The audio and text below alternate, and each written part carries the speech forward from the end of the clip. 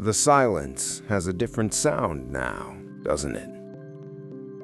For 20, maybe 30 years, the house was filled with a certain kind of noise, the soundtrack of a growing family. Arguments over homework, the slam of a door, laughter from the living room, the constant question of what's for dinner. And then, one day, it stops. The quiet you once craved feels vast. You look across the dinner table at the person you've spent a lifetime with, and a strange thought might surface. Who are we when we're not mom and dad? It can be a lonely, even unsettling feeling, but it is also an invitation, an opportunity to begin the second great love story of your life with the very same person. Today, let's talk about a few gentle ways to start finding each other again. First, and perhaps most importantly, is to grant each other a little grace. The two of you who married are not the same two people sitting in this quiet house. You've been shaped by decades of joy, stress, loss, and triumph. The goal isn't to get back to the people you were, but to get reacquainted with the people you've become. This brings us to the first tip. 1. Become curious again. For years, your conversations have been about logistics, parent-teacher conferences, orthodontist appointments, who's driving whom to soccer practice. We became brilliant project managers of our family, but in the process, we may have forgotten how to be curious about each other's inner worlds. So the invitation is to start asking beautifully useless questions. Questions that have no agenda other than to know the person in front of you. Not, how was your day, but what was a small moment today that made you smile? Not, did you call the plumber, but if you could listen to only one album for the rest of your life, what would it be? These small, playful inquiries are like opening a window that's been closed for a while, letting fresh air and new light in. They remind us that our partner is still a universe of thoughts and dreams waiting to be rediscovered. 2. Reclaim your physical space. Your home is a museum of your past roles. That's Dad's chair, that's the corner where the kids' backpacks were always dropped. An adult child's bedroom might still be a shrine to their teenage years. These spaces can keep us unconsciously locked in old patterns. So, a powerful and practical step is to reclaim the space for the two of you now.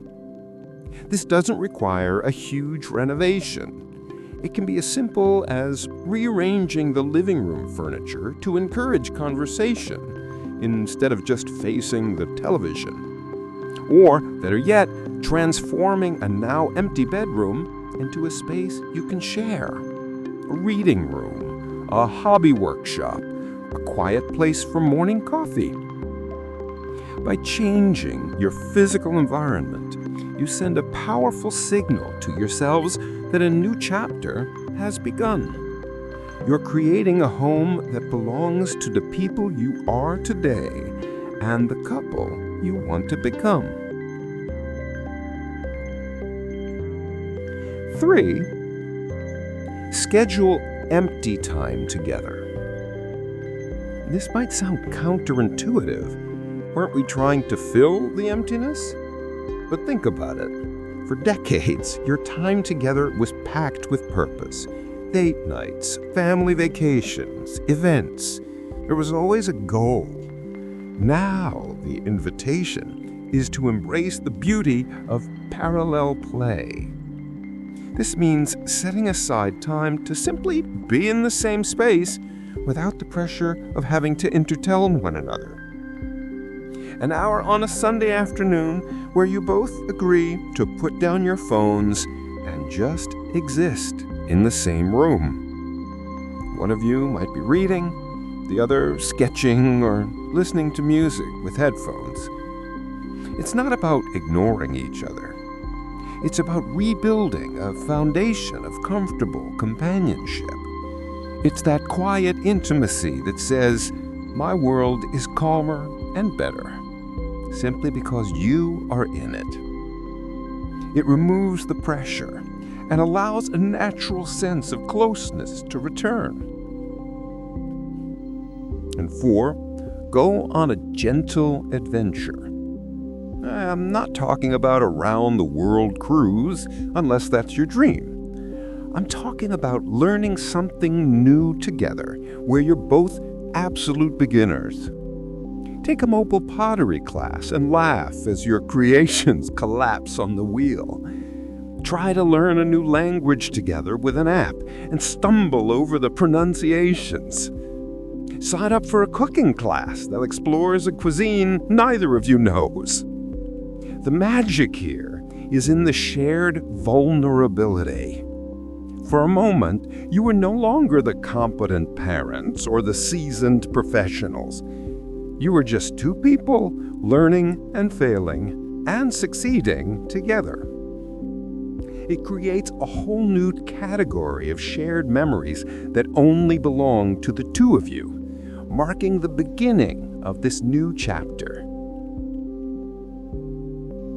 This new stage of life isn't an ending. It's not a void where your family life used to be. It is an open space, a clean canvas. Reconnecting isn't about one grand gesture.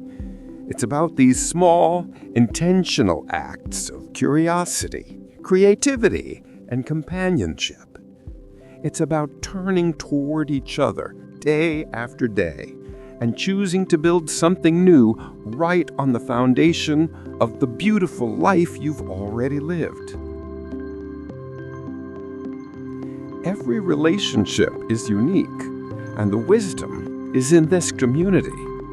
For those of you who have walked this path, what is one small thing that helped you and your partner find your new rhythm together? Please share your experience in the comments. Your story might be the spark of inspiration that someone else needs today. And if you'd like to continue having these conversations, please consider subscribing. Thank you for spending this time with me.